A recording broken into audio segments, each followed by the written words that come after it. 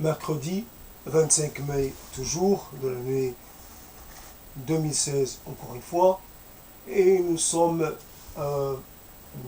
déjà arrivés à la 22e heure de la journée. Et donc cette proposition que j'ai intitulée de la nuance. Pourquoi avoir choisi cette proposition? Parce elle me paraît essentielle dans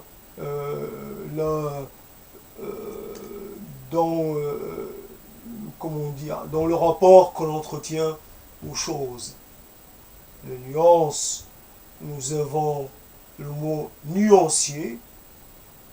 Nous avons donc des nuanciers dans toutes sortes de choses, tissus et vêtements de cuir. Nous avons cuir tout court. Nous avons à notre disposition une certaine palette, un certain éventail de couleurs, et c'est cet éventail que nous appelons nuance ou nuancier. En arabe, peut-être la nuance peut être traduit par alwan al-taif, les couleurs peut-être de l'arc-en-ciel, ou alwan l'horizon. Je ne sais pas exactement ce que veut dire le taif, je ne me rappelle pas. En tout cas, si nous penchons pour les couleurs de l'arc-en-ciel, nous savons qu'il y a des nuances il y a toute une gradation, graduation des couleurs. Mais cette graduation est intéressante. Cependant, elle n'offre pas les mêmes richesses qu'un nuancier. Un nuancier, c'est quelque part entre deux,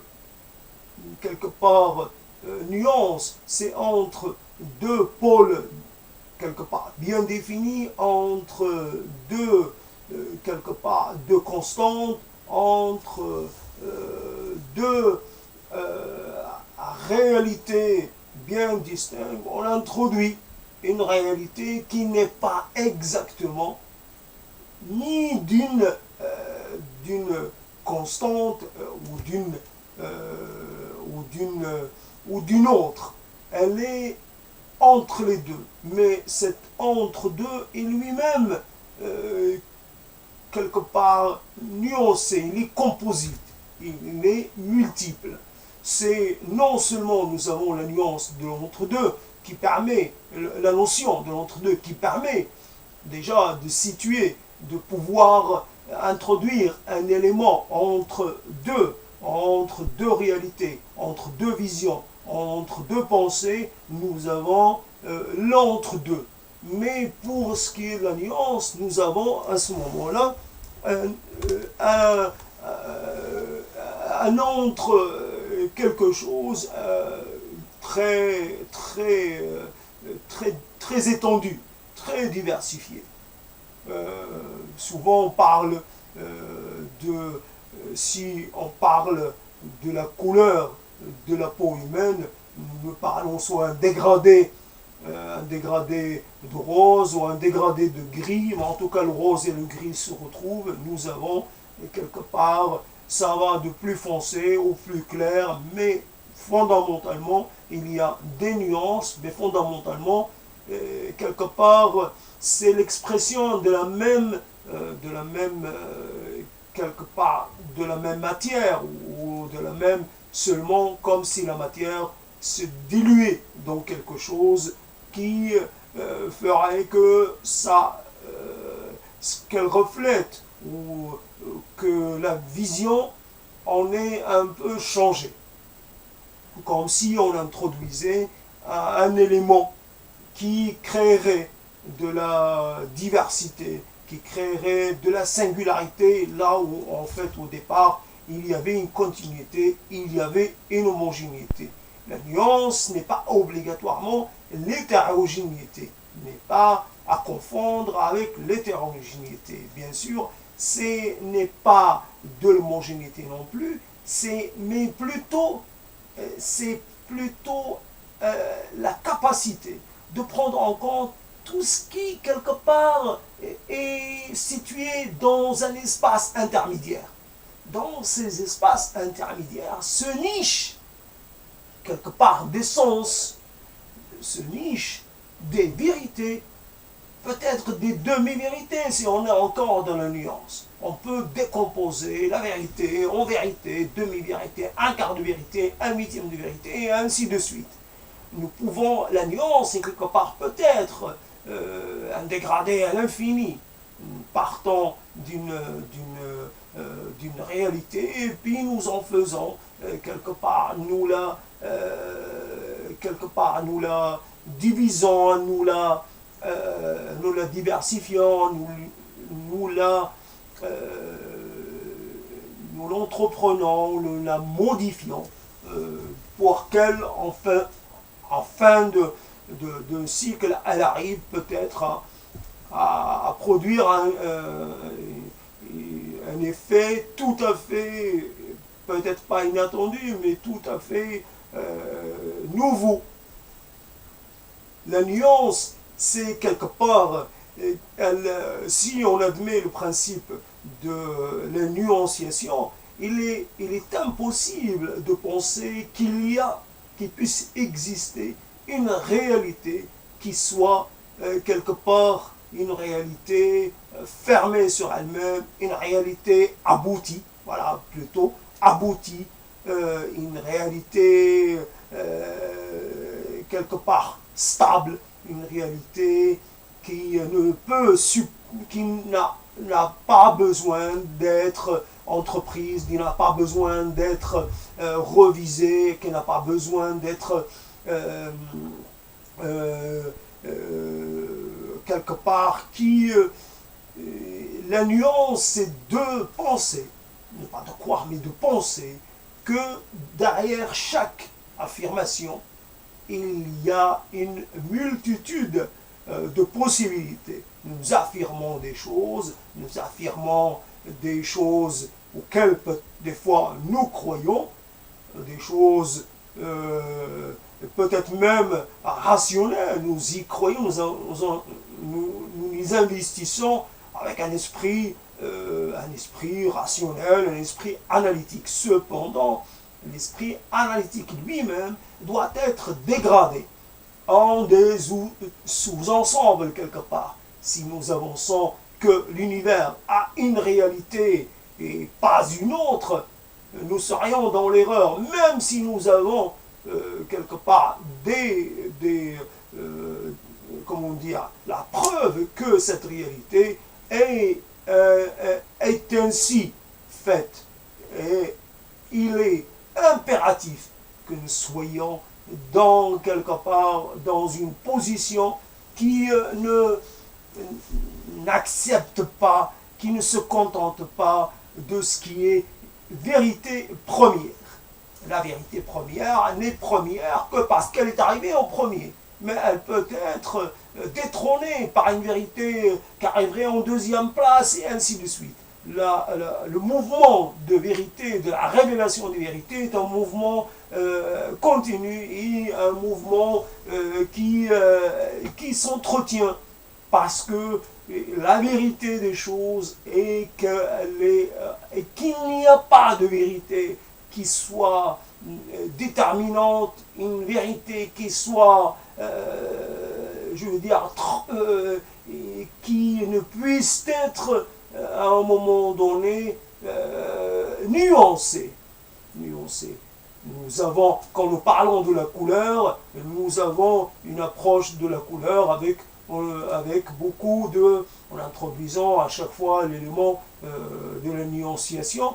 Mais quand nous parlons de la réalité, nous avons une approche d'une réalité souvent quelque part unidimensionnelle. Or, la réalité est sûrement pluridimensionnelle. Comme nous avons déjà acquis la certitude, encore quelque chose qui a besoin d'être nuancé, nous avons, malgré notre notre tendance, notre propension à aller dans le sens d'entretenir des vérités un peu tout arrêtées, des vérités fixes, nous avons quelque part, nous avons compris que le vivant et il n'est pas situé sur la même échelle. Le vivant est déjà multiple et divers, et sa multiplicité n'a peut-être pas de limite. Nous découvrons encore des choses, mais surtout, évidemment, là je ne m'attache pas au sens du vivant, au sens de cette diversification, cette diversité, mais plutôt nous avons du vivant. C'est au niveau des échelles du vivant, nous avons cette variété qui est sûrement, évidemment, une variété qui n'a pas besoin de se justifier. Qu'est-ce qui justifierait cette diversité? Quel en est le motif? Quel en est quelque part la finalité? Il n'y a pas à rechercher de finalité parce que quelque part, là je nuance pas, mais j'affirme de façon péremptoire que nous sommes dans l'incapacité de comprendre des choses qui sont au-delà de notre capacité de comprendre. Il y a peut-être pas à nuancer, là il y a peut-être à être ferme. Évidemment, la contradiction fait partie du jeu. La nuance, c'est aussi une sorte de contradiction. Je te demande de nuancer ton jugement, d'y introduire des éléments, quelque part de le remettre en cause, quelque part de le déstabiliser, de le déconstruire un peu. Donc, évidemment, la nuance, ça peut être quelquefois un motif qui n'a pas toujours une légitimité apparente. Pourquoi chercher la petite bête? Pourquoi chercher les vérités qui ne sont pas apparentes? Pourquoi aller au-delà de choses évidentes? Il y a un enchaînement de circonstances, il y a un acte. Cet acte s'explique parce qu'il a été produit par un être, et cet être est donc responsable de son acte, etc. Et là où nous allons nuancer, c'est que nous allons introduire des éléments de contestation.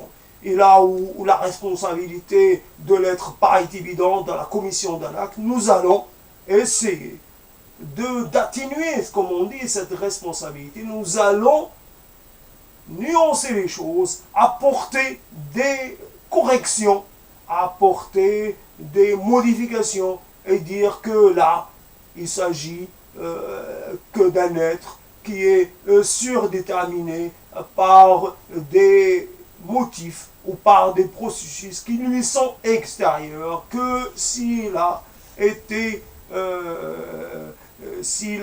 responsable de certains faits, il en a aussi été la victime.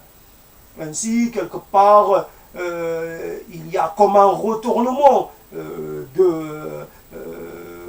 pas de la logique, mais quand même un retournement de la preuve de la charge de, comment on dit, la charge de la preuve, je ne sais pas si c'est exactement cela, mais en tout cas, gardons la charge de la preuve, je ne sais pas. En tout cas, gardons cela. Et donc, c'est ce que j'ai découvert, hein, quelque part, en fréquentant la langue française de façon assidue, parce que c'est aussi ma langue depuis mon jeune âge, même si, mais l'avoir fréquenté de si près depuis bien longtemps, depuis 35 années et plus, je découvre cet art de la nuance. J'ai découvert, peut-être que ça existe ailleurs, j'en ai pas conscience, c'est un moment d'apporter que la nuance, c'est peut-être cette chose qui permet de nous laisser une marge de manœuvre. Là où peut-être nous pourrions être, comment dire, dans une certitude absolue de nos droits et, et nous serions dans une certaine aisance, d'une certaine tranquillité pour les actes que nous que nous commetterions, là où normalement nous devrions être dans notre bon droit, nous devrions toujours nous prévenir, nous prémunir de peut-être d'une erreur possible. La nuance, c'est ce qui permet de laisser une hypothèse ouverte, de faire exister l'hypothèse de l'erreur. Il est possible que malgré toutes les preuves que nous pouvions produire pour un cas ou un autre, pour une situation ou une autre, nous pourrions être dans un certain aveuglement, quelque part dans une certaine, je trouve pas le terme pour remplacer celui d'aveuglement, dans une certaine, nous pourrions manquer, non pas de clairvoyance, nous pourrions manquer de... En tout cas, regarde, c'est quelque part, la nuance, c'est peut-être, ça se rapprocherait bien avec le principe d'incertitude. Voilà, le principe d'incertitude. Oh, c'est bien, tu as réussi à soulever un lièvre, un gros lièvre, tiens. Et donc voilà, le principe d'incertitude. Je sais qu'il y a un certain Heisenberg qui a parlé de ce principe. Je ne le connais pas, le principe. J'en ai une certaine vision, une certaine définition comme ça. Je sais que le principe d'incertitude, c'est un principe qui postulerait que quelque part, il y a toujours un élément qui peut être un élément qui pourrait altérer toutes les choses qu'on pourrait être amené à faire. Cet élément d'altération, cet élément quelque part presque, non pas de pollution, mais c'est un élément qui parasiterait les choses. Donc pour l'élément d'incertitude, quelque part, le mettre en avant pour essayer de réduire les conséquences d'un éventuel, justement, d'un éventuel effet, quelque part, effet qui n'est pas d'une éventuelle altération, qui peut être propre à nos actes propres, qui est inscrite peut-être même dans l'identité d'un acte ou l'identité d'une vision ou d'une perception.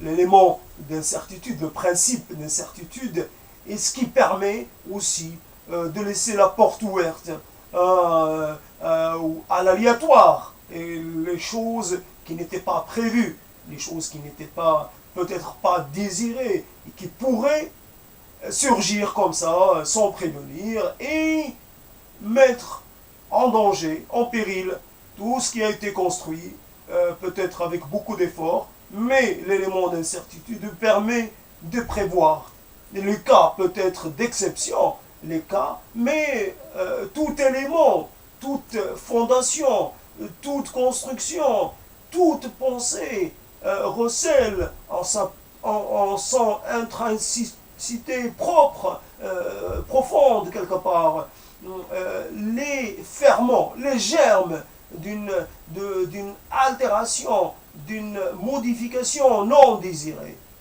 Parce que, comme s'il y avait, pour toute chose, il y avait un destin, c'est celui de la mort des choses, ou de leur dégradation pour une dégradation qui précède une nouvelle reconfiguration.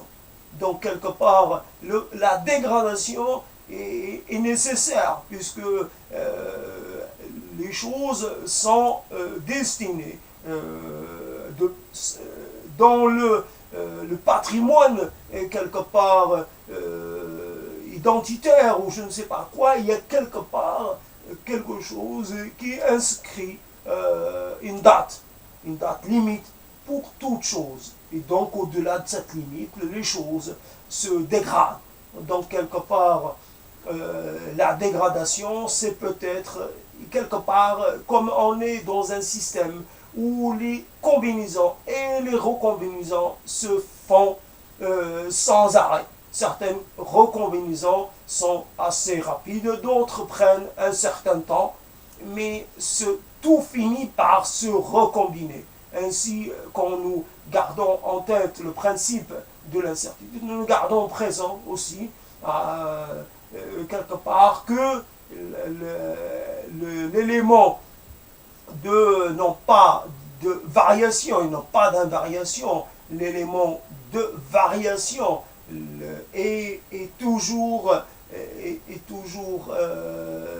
et fait partie quelque part de la fait partie du domaine. Il est possible et il est susceptible de se manifester.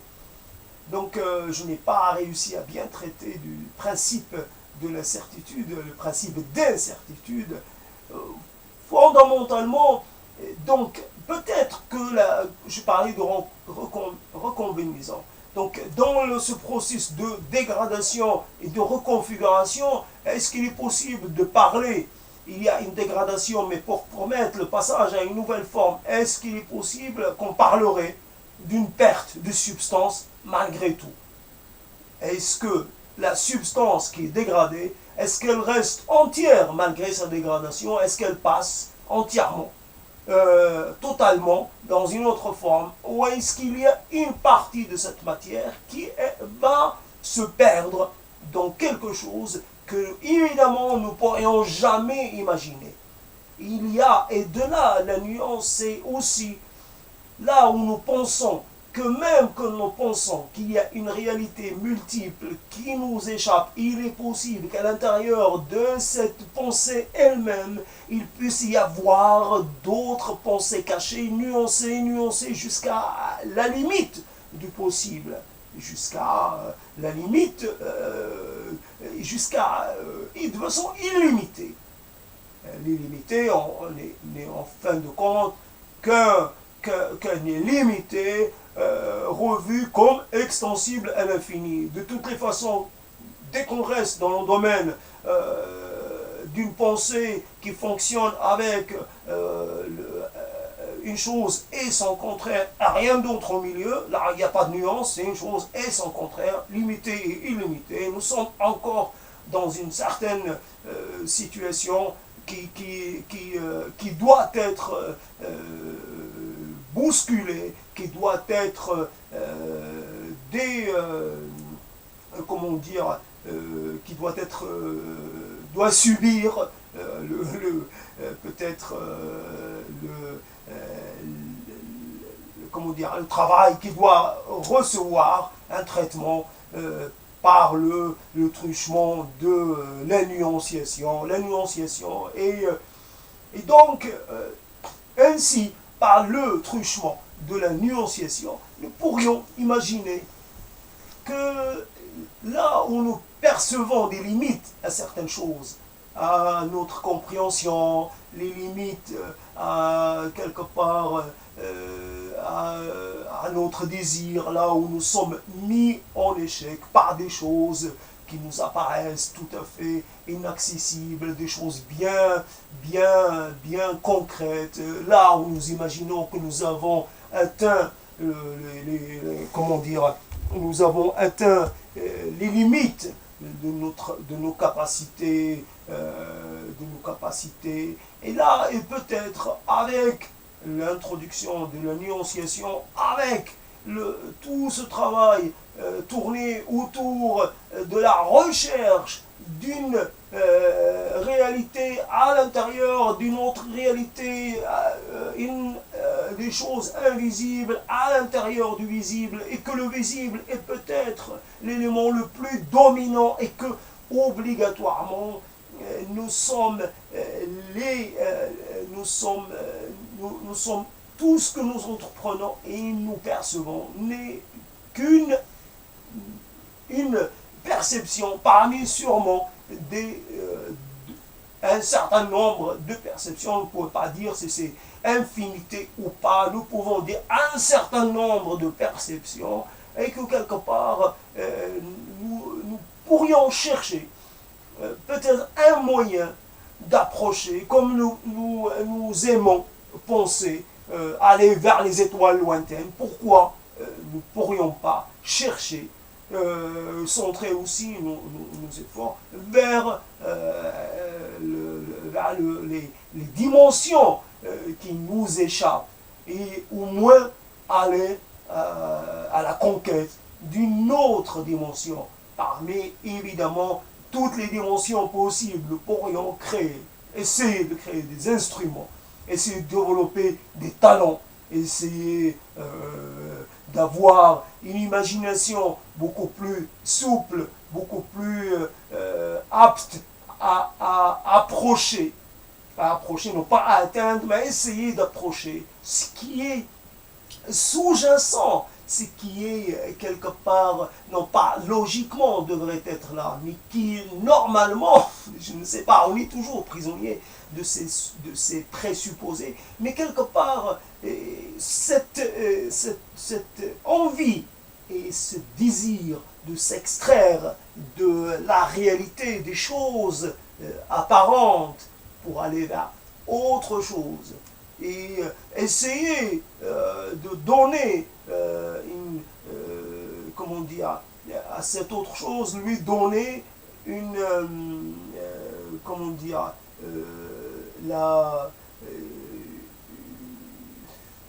s'en approcher par peut-être par des mots, par toutes sortes d'outils, essayer de tracer peut-être le portrait, quelques éléments de cette autre réalité. Et j'ai perdu un peu un mot en cours de chemin. En tout cas, je vais essayer de revenir à le principe d'incertitude. Et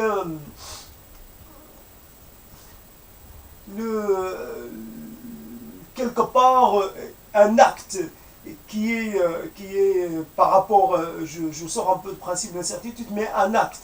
Par exemple, je frappe, je crée une onde sonore. Pour ma perception à moi, l'onde sonore, évidemment, elle a un début et elle a une fin. Le début, c'est quand je la crée, quand je l'initie, et la fin, c'est que quand je ne l'entends plus.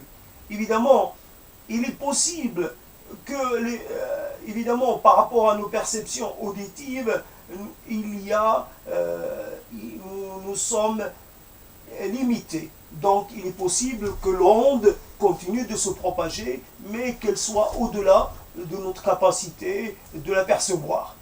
Il est possible que l'onde créée puisse passer d'une dimension à une autre. Et peut-être que cette onde ne connaît pas de fin et qu'elle se propage jusqu'où,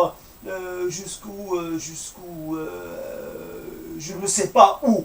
Il est possible que l'onde crée, il est possible que les choses aient une continuité et qu'il n'y ait pas de fin aux choses. Alors, évidemment, avec la théorie des multi-univers, nous pouvons imaginer qu'il y a, mais au-delà, peut-être que les multi-univers contiendraient en eux-mêmes des multidimensions. Et que par le truchement de cette idée de la dimension, nous pouvons imaginer toute autre chose. Ainsi, l'imagination, l'introduction de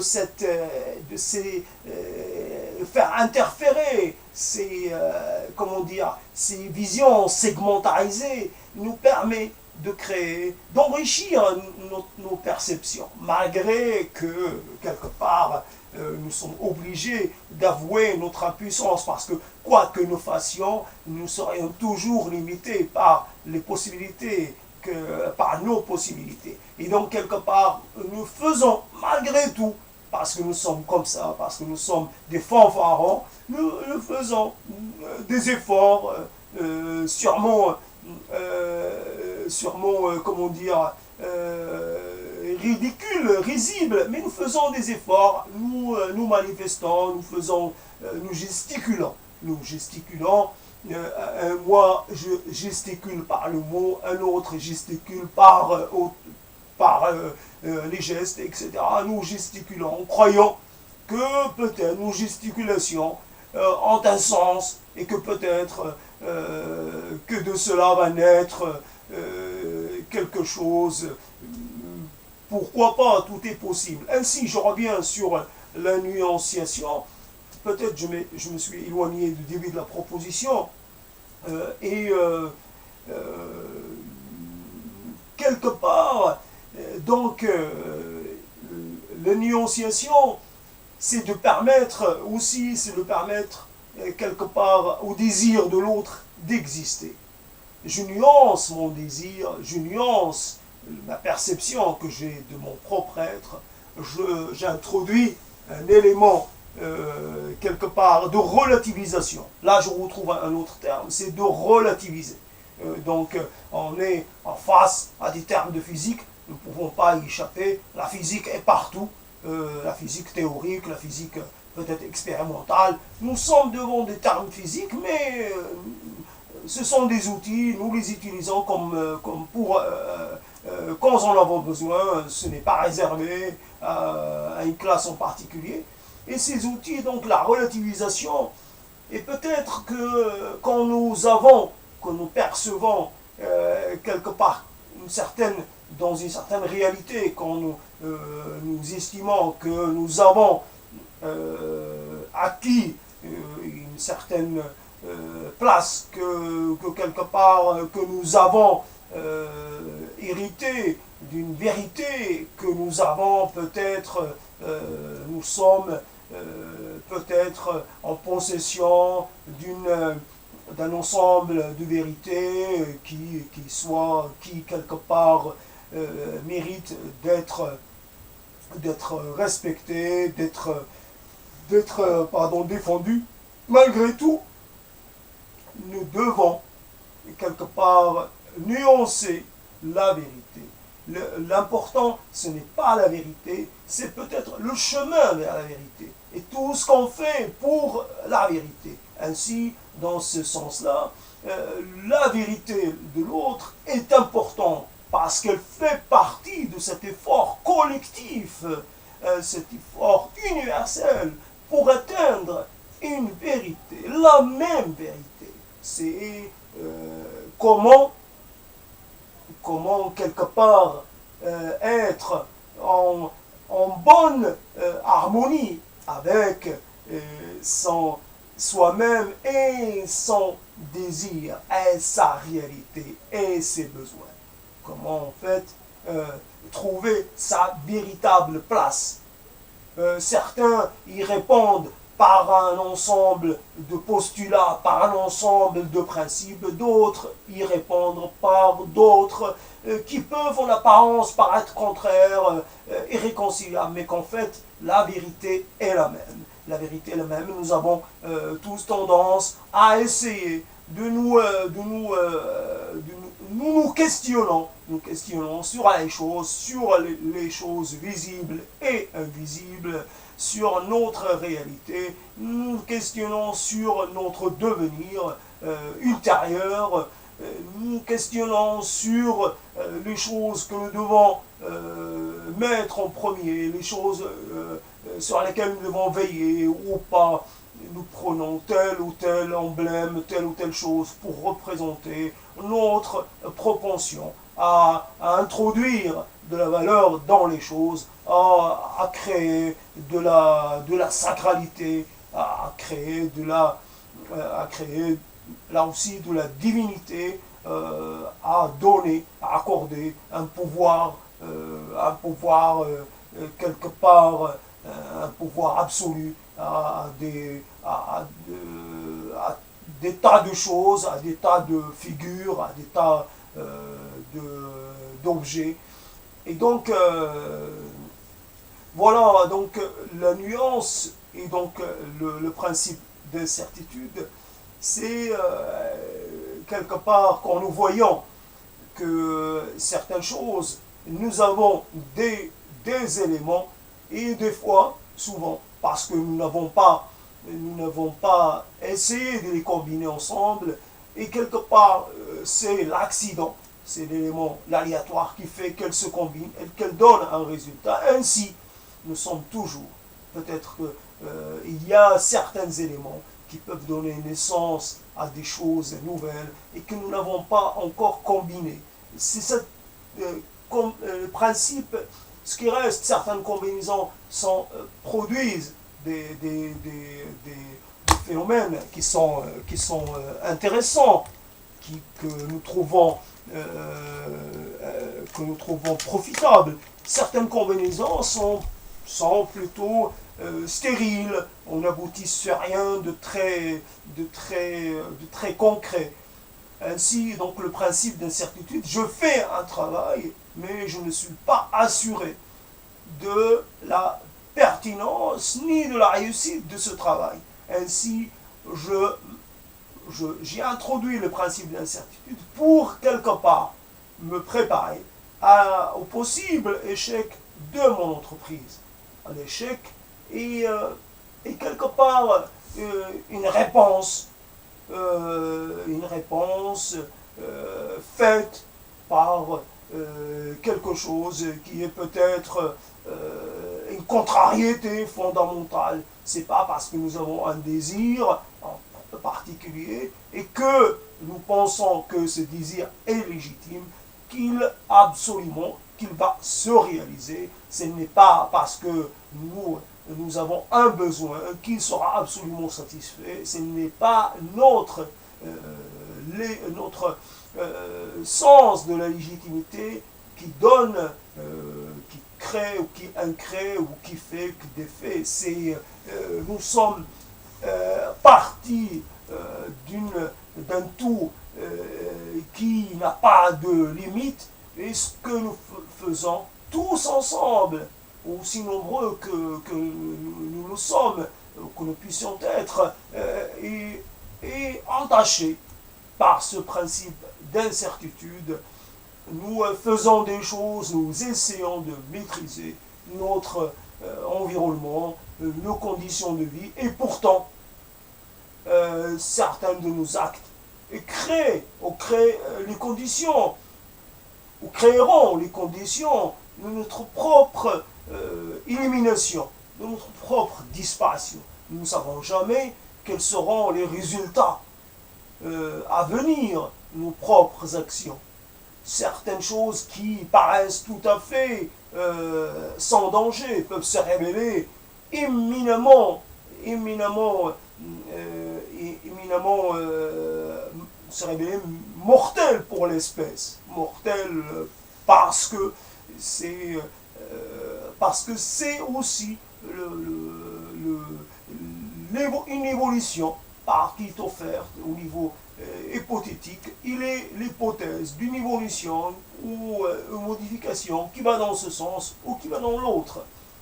Le principe d'incertitude, ce serait que toute chose n'est pas, qu'on ne peut pas tout prévoir, dans le sens où nous pouvons instaurer des protocoles, prévoir, imaginer tout un tas de développements, préparer des scénarios, préparer des prévisions, mais malgré tout, tout cela peut être contrecarré par des éléments qui n'étaient pas prévus, qu'on ne pouvait pas prévoir. Donc l'élément d'incertitude, le principe, est ce qui permet peut-être d'accepter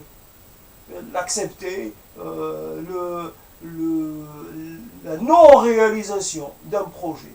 Le projet n'a pas été réalisé parce qu'en fin de compte, on s'est rendu compte qu'il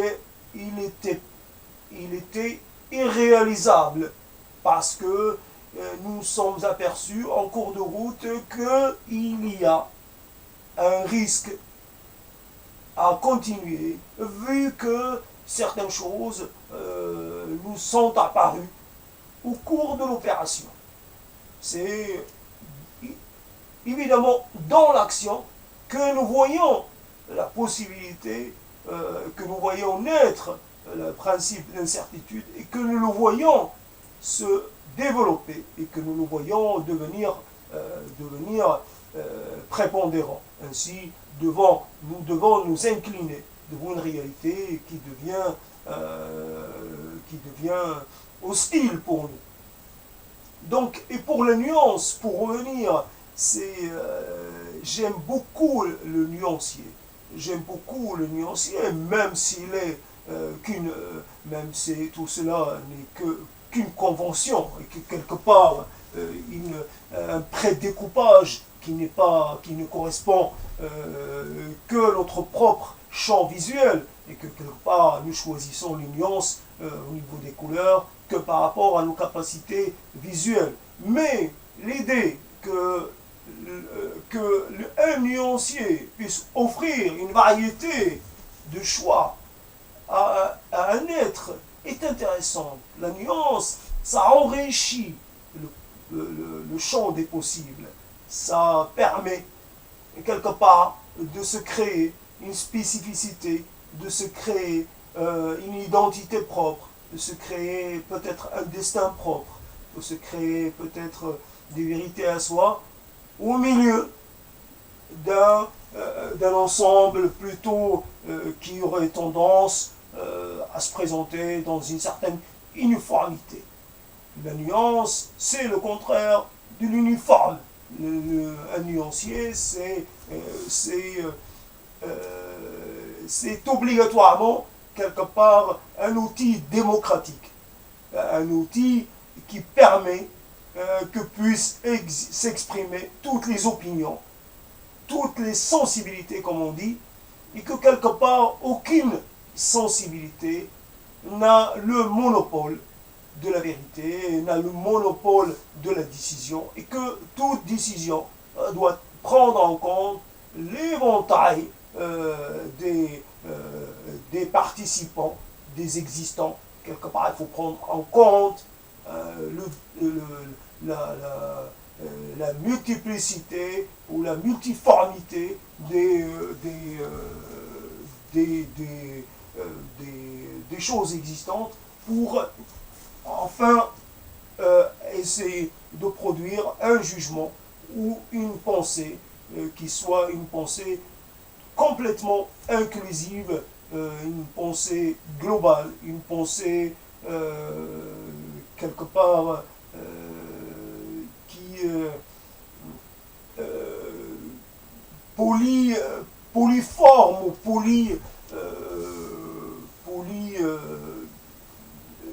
quelque part toujours être toujours prendre en compte le multiple, toujours prendre en compte la variation, toujours prendre la possibilité des choix multiples et des choix non pas contradictoires, mais des choix dans une diversité, qui est assez conséquente. Il s'agit un nuancier, c'est la réalité, mais la réalité exprimée de façon très diversifiée, très variée. Et évidemment, donc c'est cela la source d'un enrichissement individuel et collectif.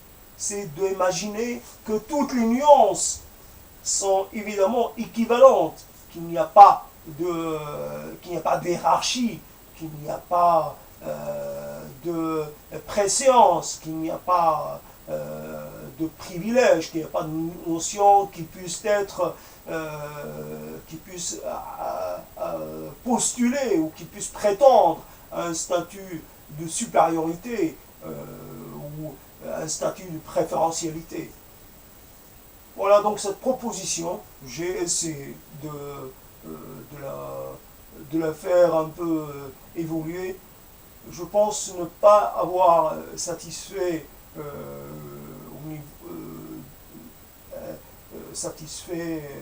toute la richesse, satisfait à toute comment dire, j'ai encore faim de cette proposition, il me manque des choses à dire. Je pense que nous avons évidemment tous besoin d'être nuancés dans nos vérités, dans l'expression de nos vérités, dans nos rapports avec les autres, et de toujours être dans une certaine, non pas vigilance, mais dans une position ouverte pour essayer toujours de prendre en compte la spécificité ou la sensibilité autre des autres pour essayer pour ne pas exclure du champ de la vie des gens ou des pensées parce qu'elles ne sont pas nos pensées préférées ou nos pensées comment dire choisies. Nous devons, si nous n'aimons pas une chose, c'est quelque part, ce n'est pas une raison pour l'interdire à d'autres. Quelque part, ça fait une conclusion. En tout cas, si l'intérêt pour la langue française d'avoir ou de cultiver ce terme, c'est aussi une responsabilité. Si c'est évidemment les Français ou le français a ce terme, mais ce n'est pas évident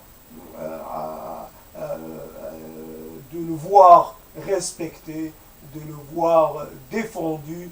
Souvent, il y a quelque part tendance à pencher vers le monolithique, la monocouleur, ou plutôt quelque part vers une certaine perception un peu unilatérale des choses, et que quelque part la polychromie n'est pas toujours la chose la plus défendue, et quelque part ce serait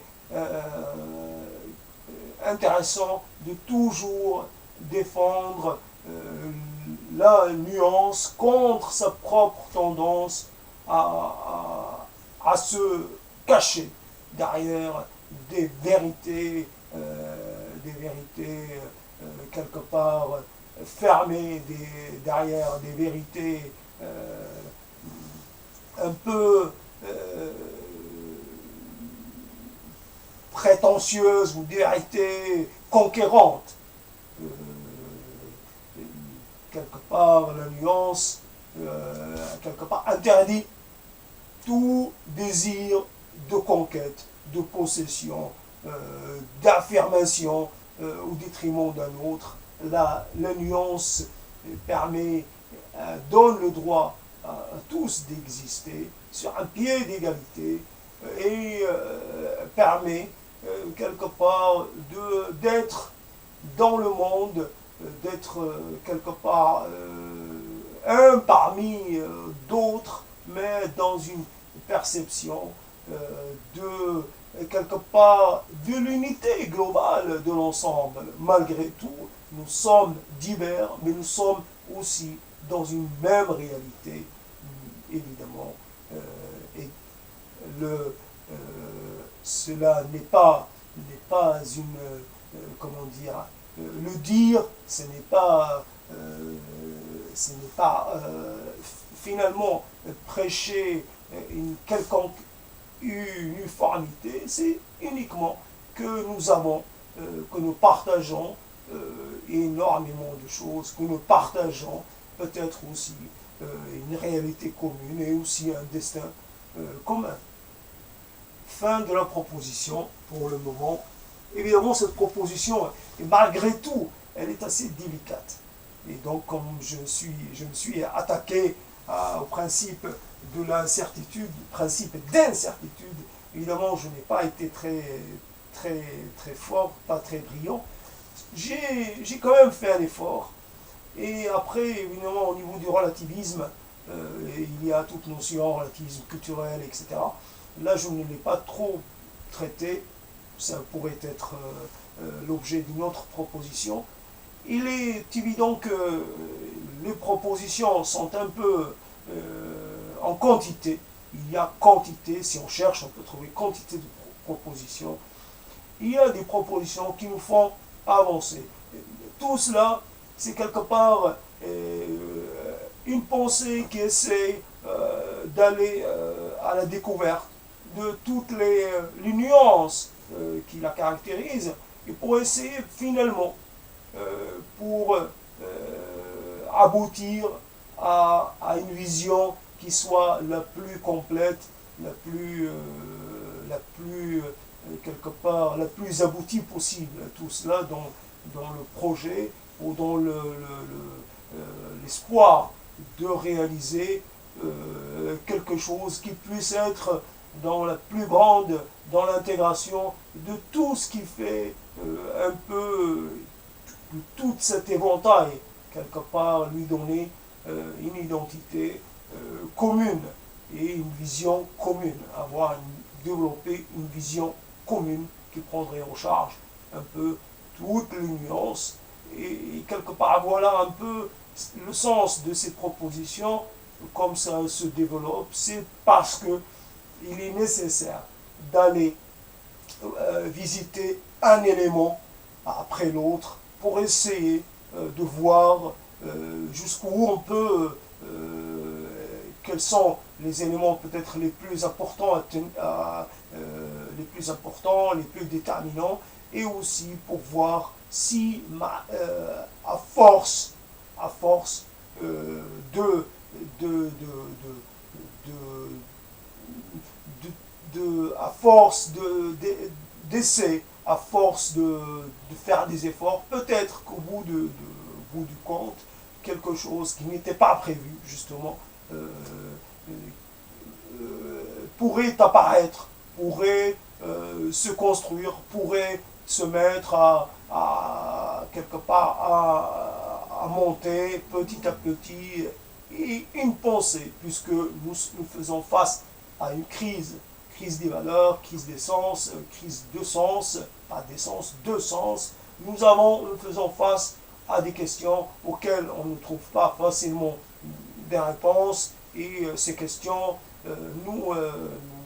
quelque part nous posent problème. Nous sommes embarrassés par tant de questions irrésolues, non résolues, et quelque part nous devons essayer quelque part avant que de céder la place à d'autres, essayer d'apporter notre contribution dans la résolution, ne serait-ce que de quelques questions parmi la multitude de questions posées, ou alors juste une petite approche, apporter, juste rester au niveau de l'approche, contribuer même de façon minimale, même de façon marginale à cet effort qui doit être entrepris collectivement pour aller vers une perception qui puisse nous permettre de nous situer dans le monde,